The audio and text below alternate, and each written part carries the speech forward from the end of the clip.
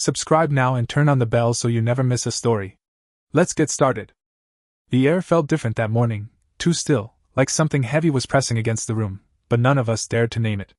The Christmas tree flickered in the corner, adorned with the same tired ornaments we'd used for years. The fireplace crackled warmly, and the scent of cinnamon rolls drifted in from the kitchen. It was all familiar, all the same.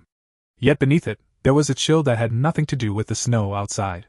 It was the kind of chill that came from knowing, with absolute certainty, that I was about to be reminded of my place in the family hierarchy. Again. Mom stood there in her red velvet robe, grinning like she'd just won the lottery. She had that proud, glowing expression she reserved for only one person in this house. Jenna.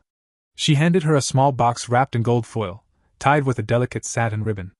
I watched as Jenna peeled back the paper with her perfectly manicured nails, her lips already forming an exaggerated, "Oh my God!" before she had even seen what was inside. She always did that.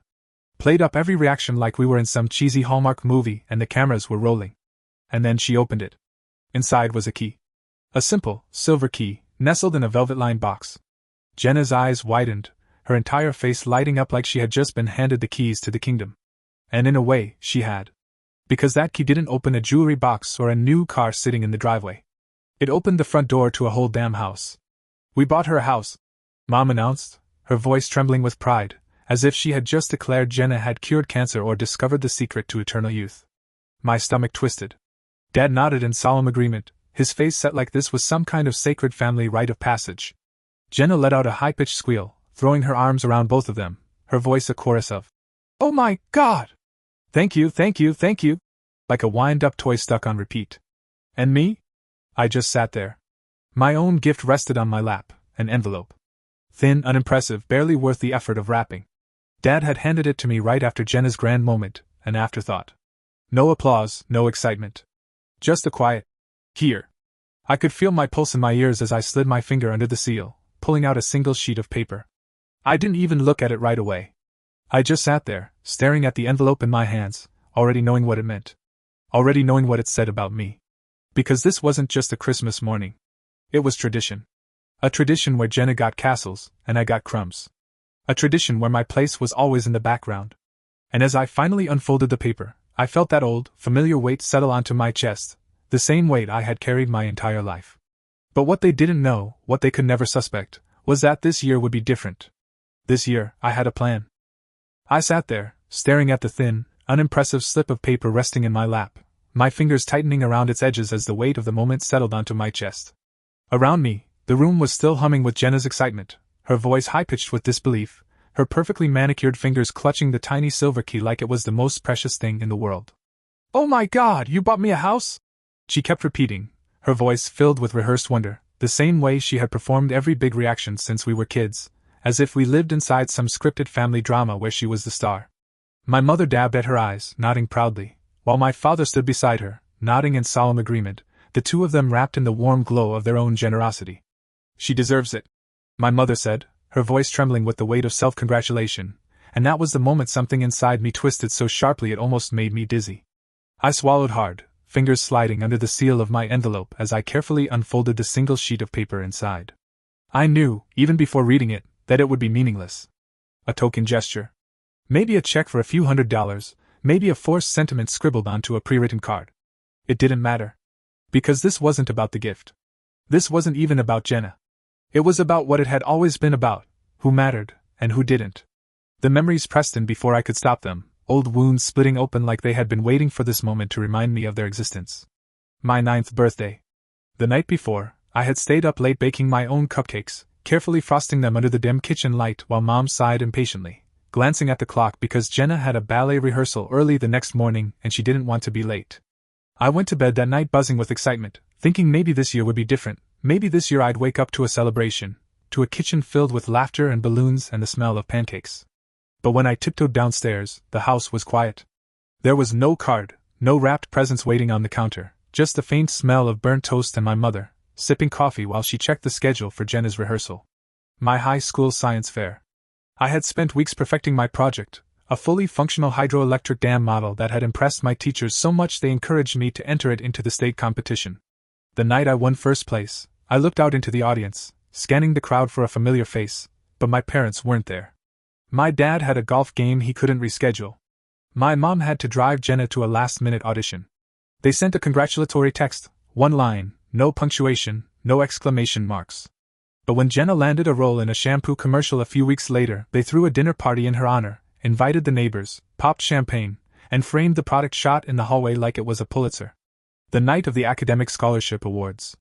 My name was called, my heart pounded, and I walked onto that stage feeling, for the first time in my life, like I had done something big enough to be seen. The applause was deafening.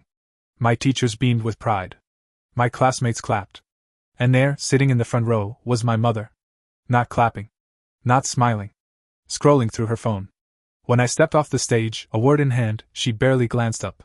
"Well, at least you're good at something," she muttered, loud enough for people around us to hear, her voice slicing through the applause like a blade. I used to think I was being sensitive. That maybe I was overreacting.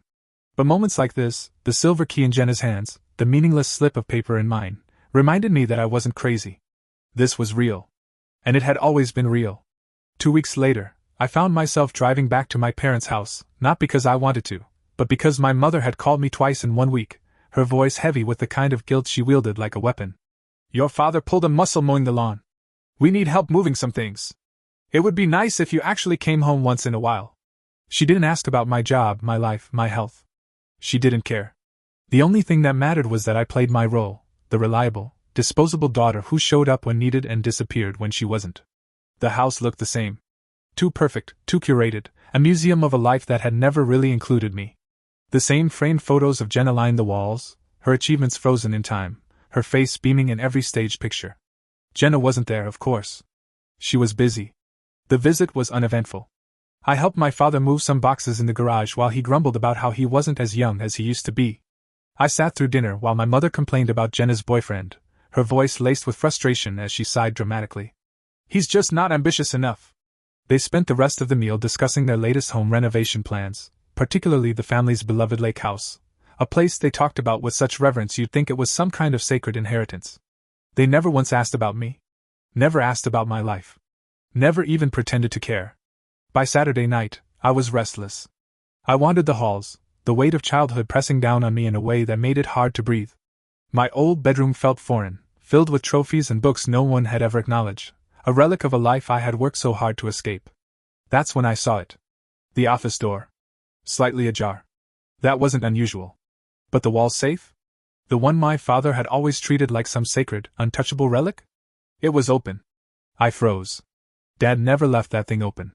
He checked and rechecked every lock in the house before bed, like a ritual. Something was wrong. I stepped inside the office, the smell of dust and old paper thick in the air. The safe door was just barely open, the handle hanging loose. My heart pounded as I stepped closer. I knew I shouldn't look. I knew I should turn around and pretend I hadn't seen it. But I didn't. My fingers curled around the edge of the safe door, pulling it open a little more. Inside were neatly stacked folders. Tax forms. Property deeds. Bank statements. The usual. And then, beneath a stack of paperwork, I saw it. An envelope. Sealed. Unmarked, except for one thing. A handwritten note in my father's blocky script. To be opened upon death. My hands trembled as I reached for it. My breath caught in my throat. I shouldn't have opened it. But I did. Inside was a copy of a will. Not the one I had seen years ago, the one where my father had made a grand show of fairness, splitting everything evenly. No. This was different. My name was listed first. Not Jenna's. And not just as an equal beneficiary. Attached to my name was a property. A house. One I had never heard of before. A house bought years ago, under my name. And I had never been told. I flipped through the documents, my hands shaking, scanning the details, looking for some kind of explanation, but the further I read, the worse it got. There were bank transactions tied to my name, transactions I had never authorized. And then I found it. A forged signature. Mine. Someone had been using my name. Moving money. Hiding assets. And based on the paperwork, this wasn't the first time. My stomach twisted as realization set in. This wasn't just favoritism. This was something else entirely. And for the first time in my life, I had power. I didn't sleep that night. I sat in the dim glow of my childhood bedroom, the papers spread out in front of me, the weight of the discovery pressing down on my chest like a lead blanket. My mind raced, flipping through memories, scanning every interaction, every conversation, every offhand comment my parents had ever made about finances. How long had this been happening? Why had they done it? And more importantly, why had they hidden it from me? I flipped back to the deed, running my fingers over my own name printed clearly on the document. The house existed. It was real. And according to the records, it had been purchased nearly 5 years ago, quietly tucked away under my name, while they had continued parading Jenna around as the golden child. My stomach churned. It didn't make sense. If they were so obsessed with Jenna, if they had spent our entire lives making sure she had the best of everything, why was my name on this? Why had they spent years pretending I was insignificant while, in secret, securing assets in my name? I sifted through the rest of the documents. Bank transfers, asset reallocations, even loans taken out under my name, all without my knowledge. Some of them went back a decade. And then I saw it. A signature. My name, scribbled at the bottom of an authorization form. Except it wasn't mine. The realization sent a sharp, electric shock through my spine. Someone had forged my signature. Someone had been moving money in my name. And based on the details, it wasn't just a one-time thing, it had been happening for years. I sat there, staring at the papers, my pulse pounding in my ears, the betrayal sinking into my bones. I had spent years believing I was invisible, believing they had cast me aside without a second thought. But this wasn't just neglect. This was something else entirely. And suddenly, I understood. Jenna was their star. Their carefully curated masterpiece. The daughter they had molded, polished, and presented to the world. But I was something else. I wasn't invisible. I was useful. I had always been the responsible one, the one who never got into trouble, the one who never asked for much. I was the safe bet, the insurance policy, the name they could use when they needed a safety net. And they had never planned on me finding out. I pressed my fingers against my temples, forcing myself to breathe. The realization settled into my skin, cold and unshakable. For years I had played the part. The quiet one. The easy one. The daughter who never made waves, never asked for more, never demanded to be seen. But that was over. Because for the first time in my life, I had power. And I was going to use it. The next morning, I left before breakfast. My mother barely looked up from her coffee when I muttered an excuse about work, her only response a distracted "Drive safe." My father nodded, still half asleep, never suspecting that just hours earlier, I had been sitting in his office, unraveling the carefully constructed financial web he had spent years building. I drove back to my apartment in silence, my mind a whirlwind of calculations, possibilities, and cold, sharp intentions. I didn't need to yell. I didn't need to confront them. That wasn't the way to win. If they had spent years believing I was insignificant, then that was exactly what I was going to let them keep believing. I spent the next 2 months preparing. First, I contacted a lawyer. Someone I trusted. Someone who wouldn't flinch when I slid the stack of documents across the table and said, "Tell me exactly how much trouble they could be in." We combed through everything. Every forged signature, every unauthorized transfer, every quiet financial decision that had been made without my knowledge. The deeper we dug, the uglier it got. And then we found it. The lake house. The one they had been gushing about over dinner.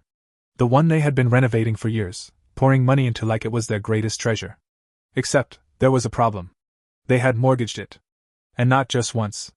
3 years ago, my father had taken out a loan against the house, a massive one, to cover a failed business venture. Jenna's failed business venture. She had tried to launch a clothing line. It had flopped spectacularly. And rather than let their golden child face the consequences, my parents had quietly cleaned up the mess, pulling money from wherever they could to pay off her debts. But they had fallen behind. The bank had been patient. For a while. But the payments had continued to slip, and by the time I had found out about it, the house was already on the auction list. And that was when I made my move. I didn't warn them. I didn't confront them. I simply bought it. Legally. Quietly. Through a third party. It took a few weeks to orchestrate, a few more to finalize the paperwork, but when it was done, when I held the deed in my hands, the satisfaction that flooded through me was indescribable. Because I hadn't just taken their beloved lake house. I had taken the one thing they never thought they could lose. And they had no idea. I played my part well. When Mom called to complain about financial stress, I made all the right sympathetic noises.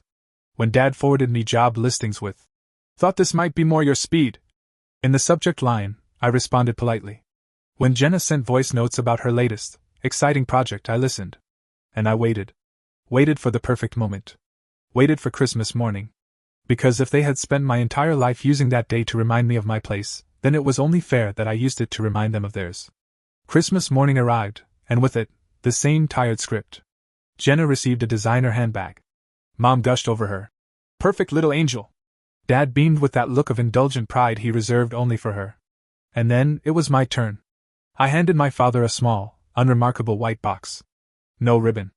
No decorations.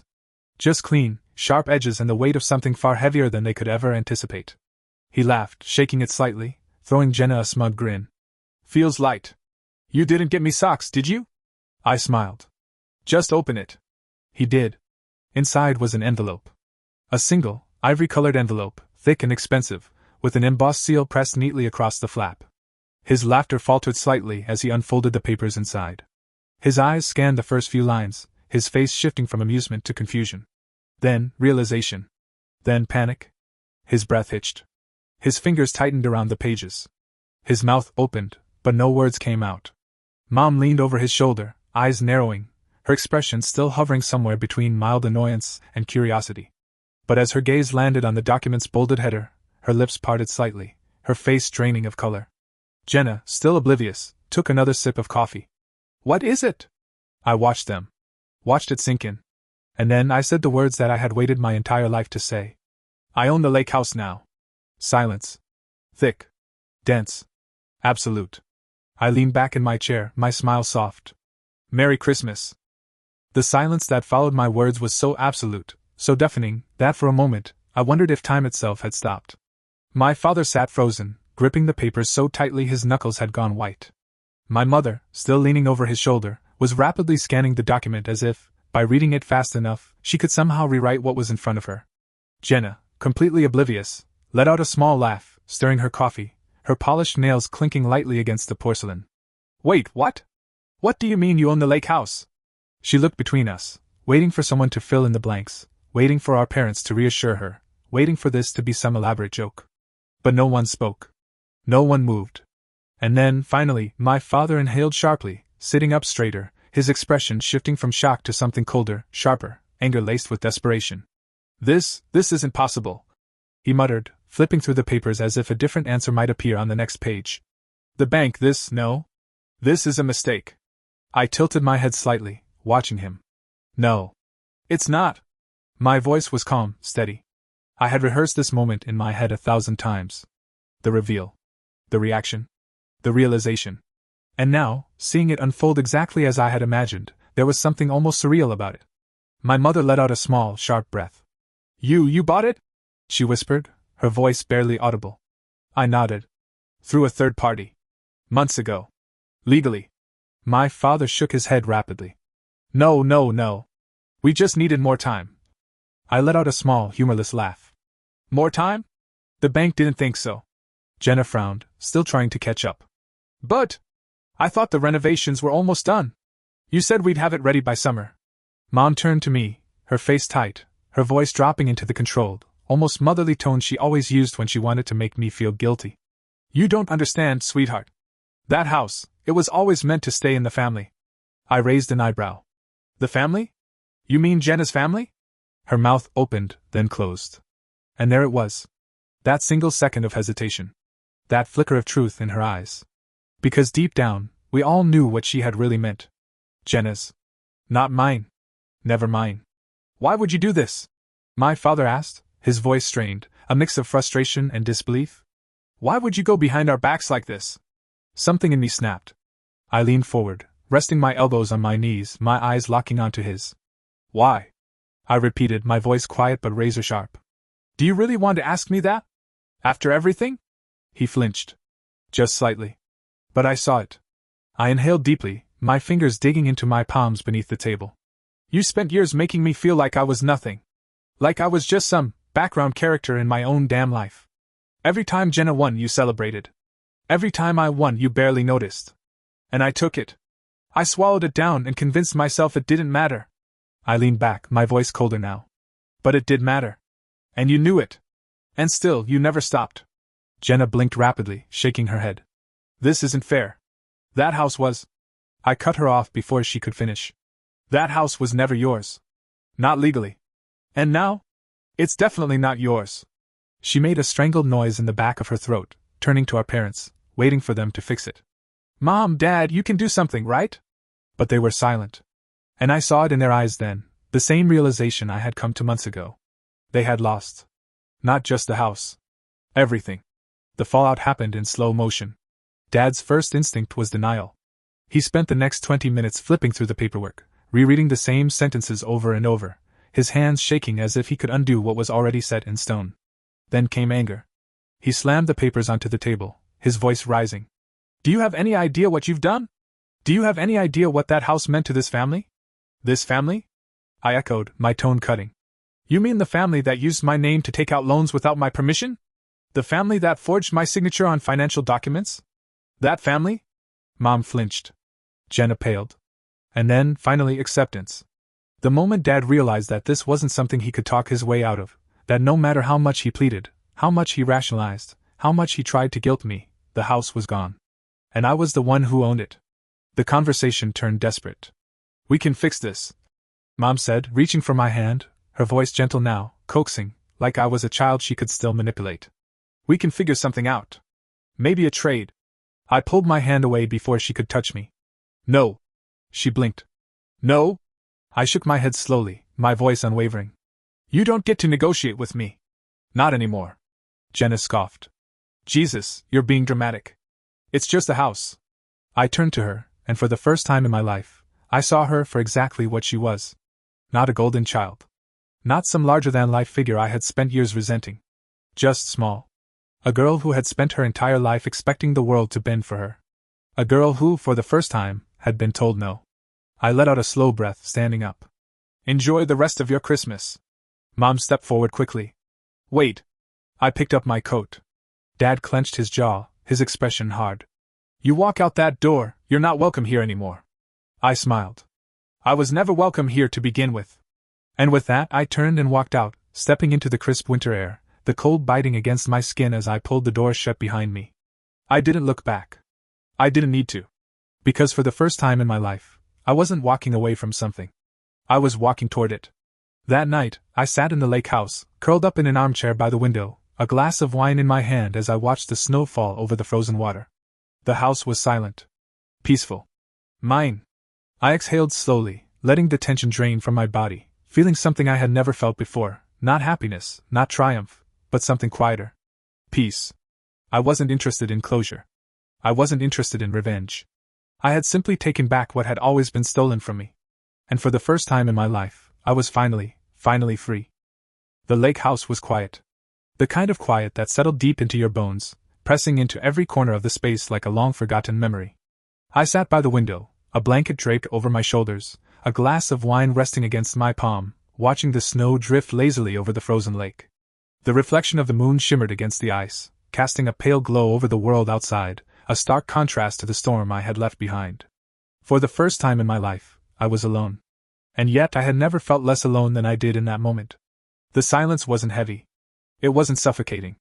It didn't carry the weight of expectations or the sting of neglect. It was just peaceful. And that was the strangest part of it all. Because for so long, I had convinced myself that what I wanted, what I needed, was some kind of reckoning. A confrontation that would finally force them to see me, to acknowledge me, to understand everything they had done. But now, sitting here, in this house that was mine, the idea of closure felt almost laughable. There was no closure. Because there had never been anything to close. They had made their choice. They had spent years showing me exactly who they were, exactly what I meant to them. And for too long, I had let myself believe that if I just tried harder, if I just earned it, one day they would love me the way they loved Jenna. But love, real love, wasn't something you had to earn. And that was what had set me free. I took another slow sip of my wine, my fingers tracing absent patterns along the rim of the glass, my mind drifting back to the moment I had left the house. The look on my father's face, the sharp edge of betrayal in my mother's eyes, the stunned silence from Jenna as she realized, maybe for the first time in her life, that she wasn't untouchable. That moment should have felt like a victory. But it didn't. Because this was never about revenge. This was about taking back what was mine. And I had. The fallout was inevitable. A week passed before my mother called. I didn't answer. Then another. Then another. The voicemails piled up, each one more desperate than the last. We need to talk. Your father is devastated. I don't understand why you're doing this. Each message was laced with something she had spent years perfecting, The ability to twist a situation into something that made her the victim. She wasn't calling because she cared. She was calling because, for the first time, I had done something they couldn't control. The next call was from my father. I didn't listen to it. Then Jenna. That one I played? Her voice was sharp, clipped, none of the usual honey sweetness she used when she wanted something. You really think this makes you special? You think this makes you the winner? Fine. Take the stupid house. But don't expect anyone to come crawling back to you when you realize how miserable you are alone. I smiled. Because that was the thing she would never understand. I wasn't miserable. For the first time, I was free. I deleted the message. A month passed. Then 2. Then 3. I didn't reach out. They didn't either. Or at least, not in any way that mattered. The calls slowed. The emails dwindled. The only time I heard about them was through mutual acquaintances, neighbors, distant relatives, the occasional slip of conversation in places they didn't expect me to hear. They were struggling. The renovations had drained more money than they had let on. The lake house had been their final safety net, the thing they had banked on to keep themselves afloat.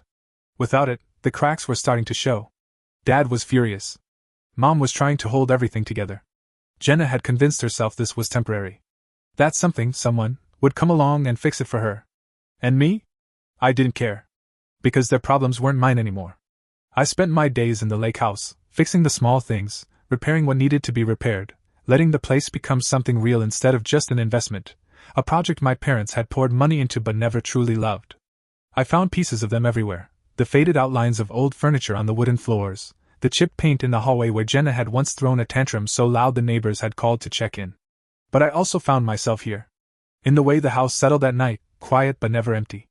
In the way the sun streamed through the windows in the morning, spilling warmth onto the kitchen floor. In the way the air smelled different here, cleaner, sharper, like it had been waiting all these years for someone to finally breathe it in. I wasn't lonely. I wasn't bitter. I wasn't waiting for an apology that would never come. Because the truth was, I had already won. Not because I had taken the house. Not because I had outsmarted them. But because I had finally stopped waiting for them to love me. And that was worth more than anything they had ever given Jenna. More than any house. More than any inheritance. Because this wasn't just about money. It was about power. And for the first time in my life, I was the one holding it. I never saw them again. Not really. Years passed. The occasional email would find its way into my inbox, an impersonal, forced. Hope you're doing well. Followed by a passive-aggressive. It would be nice to hear from you. I never replied. Jenna moved on. Mom still told people she had 2 daughters, though I'm sure, in the privacy of her own mind, she only counted 1. Dad never forgave me. And I never cared. Because at the end of the day, this wasn't about them. It was about me. And the life I had built, away from their expectations, away from their control, away from the small, suffocating box they had tried to shove me into my entire life. The lake house was mine. My life was mine. And for the first time in forever, I was exactly where I was meant to be. The wind howled outside, the lake frozen over in a sheet of white. I wrapped the blanket tighter around myself, watching as the world settled into its quiet winter stillness, the house creaking gently in response to the cold. This was home now. Not because of the walls or the furniture or the memories. But because I had made it mine. And as I sat there, staring out at the endless stretch of snow, I realized something I had never let myself believe before. I had never needed them. Not then. Not now. Not ever. And that was the most freeing thing of all. There are moments in life when we find ourselves standing at a crossroads, forced to choose between what we have always known and what we truly deserve. This story is not just about revenge or financial maneuvering, it is about something much deeper, the realization of self-worth, the courage to walk away, and the undeniable power that comes with finally choosing yourself over the expectations of others. The lessons embedded in this journey are universal, applicable to anyone who has ever felt overlooked, undervalued, or underestimated. It is about breaking free from the narratives imposed upon us and reclaiming control over our own lives. One of the most profound lessons in this story is that we do not have to accept the roles assigned to us by others. For years, the protagonist lived under the shadow of her sister, watching as her efforts were dismissed, her achievements minimized, and her worth reduced to an afterthought. She was conditioned to believe that her place was in the background, that her needs and desires were secondary to those of her family's golden child. And yet, despite this conditioning, there was always a small voice inside her that questioned it, that whispered, "This isn't right. This isn't fair." But when you grow up in an environment where love is conditional and approval is selectively granted, you learn to silence that voice, convincing yourself that maybe you are just being overly sensitive, that maybe you should just be grateful for what little you are given. But the truth is, you are not obligated to shrink yourself to make others comfortable. There is no honor in staying silent while others take from you, manipulate you, and dismiss your existence as something inconsequential. The protagonist's decision to fight back was not driven by vengeance, but by clarity, the realization that she had power, that she was not just a passive player in their game, but someone who could change the rules entirely. This leads to the second powerful lesson: sometimes, silence is the loudest form of power. When we think of revenge, we often picture dramatic confrontations, explosive arguments, and moments of fiery retribution. But real power? Real revenge? It often comes in the form of quiet, deliberate action. The protagonist never screamed at her family. She never begged for their love. She never lashed out or broke down in tears demanding to be treated fairly. Instead, she planned. She watched. She waited. And when the time came, she delivered her final move with precision, with calm detachment, with the understanding that true victory does not come from proving your worth to people who never valued you, but from removing yourself entirely from their grasp. Revenge is not always about destruction. Sometimes it is about taking back control. She did not destroy them, she simply reclaimed what was already hers. She did not go out of her way to ruin their lives, she simply removed herself from the equation, forcing them to confront the consequences of their own actions. And that was more powerful than any heated argument, any dramatic showdown, any desperate plea for recognition. Another vital lesson is that people will always try to rewrite the story to paint themselves as the victim. The moment the family realized they had lost, they did not reflect on their own mistakes. They did not acknowledge their years of neglect, their blatant favoritism, their financial manipulation. Instead, they played the victim. How could you do this to us? Why would you betray your own family? We just needed more time. This is a common reaction from those who have spent their lives taking without consequence. They are not upset because they have been wronged, they are upset because they are no longer in control. When people have benefited from your silence, they will always frame your voice as an act of aggression. When people have profited from your compliance, they will see your resistance as cruelty. But you are not responsible for their discomfort. You are not responsible for making them feel better about the harm they have caused. This is where another fundamental truth emerges. You do not owe anyone an explanation for choosing yourself. When the protagonist walked out of that house, she did not justify her actions. She did not defend herself against their accusations. She did not try to make them understand. Because understanding was never the point. They would never understand, because they had never cared to. The moment you stop seeking validation from people who have built their entire lives around dismissing you, you win. Not because they finally see your worth, but because you finally see it for yourself. Letting go is often framed as weakness. Society teaches us that family is everything, that blood is thicker than water, that we must endure, forgive, and tolerate no matter how deeply we are hurt. But what happens when family is the source of your pain?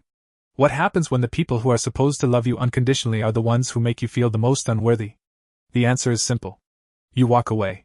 And not just physically. You walk away emotionally, mentally, spiritually. You stop waiting for them to change. You stop waiting for the apology that will never come. You stop replaying old conversations in your head, trying to figure out what you could have done differently. You stop hoping for a different version of them to show up at your door. Because at the end of the day, your life is not a courtroom, and you do not need to build a case to justify your freedom. Some people will never admit their mistakes. Some people will never give you closure. And that's okay. Closure is not something that is given to you by others. It is something you give to yourself when you finally decide that their absence hurts less than their presence. This brings us to perhaps the most liberating truth of all. You do not need permission to be happy. For so long, the protagonist's life had been defined by waiting. Waiting to be seen. Waiting to be loved. Waiting for the moment when she would finally be enough. And when that moment never came, she convinced herself that maybe it was because she had not tried hard enough. That maybe if she just achieved more, worked harder, made herself smaller, more palatable, more digestible, then maybe, just maybe, they would finally give her the approval she had spent her entire life chasing. But the most painful lesson she learned was that some people will never love you the way you need them to. And that is not your fault. It is not because you are unworthy. It is not because you did something wrong. It is simply because they are incapable of giving you what you deserve.